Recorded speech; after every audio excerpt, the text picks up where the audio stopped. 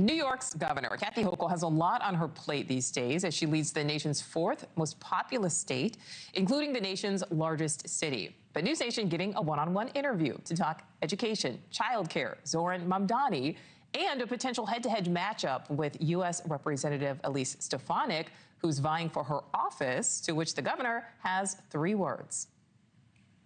I say bring it on. I'm battle tested. Not afraid. You're not afraid of her? No, I'm fearless. I've been through so many challenges. This is how you get the job. And so I'm willing to show the contrast between my policies that put families first and someone who has voted with Donald Trump 100% of the time. Well, NewsNation's Elizabeth Pran is live with more on her one-on-one interview with the governor. So, Elizabeth, you covered a lot in this interview. The governor referred to this recent, New York City mayoral election fallout as hysteria. In what sense? Well, she did say that because I asked her, are you surprised that he won? And she said, no. I mean, if you remember, she endorsed him prior to the win. She said she was surprised at the primaries because the pollsters were essentially wrong, right?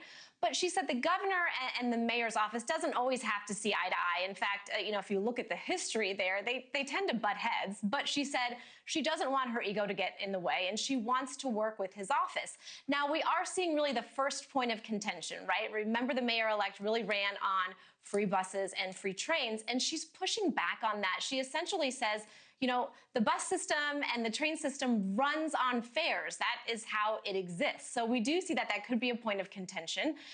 But she also says that she wants to work with him in the future. Here she is.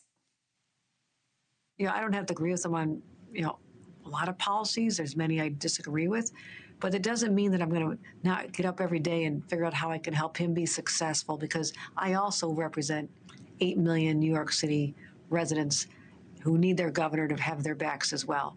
So I'm willing to cooperate, collaborate, find a path forward, and make sure that New York City succeeds as well. So I'm not worried about it. There's a lot of hysteria around this, but like a mom would say, we're gonna be just fine. Let's calm down. We'll make it work.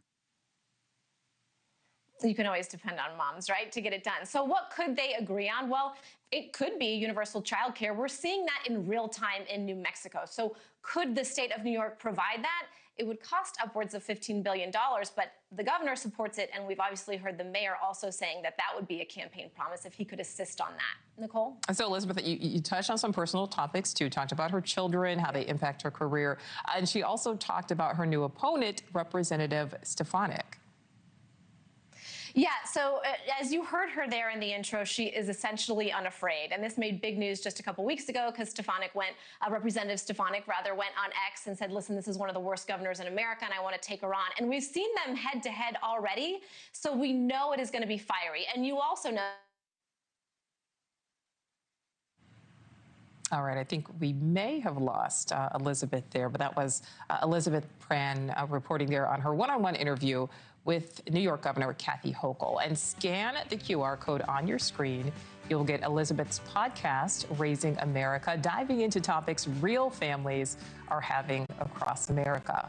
Thank you for watching. Subscribe below and download our NewsNation app right now on your phone, and you will get fact-based, unbiased news for all Americans.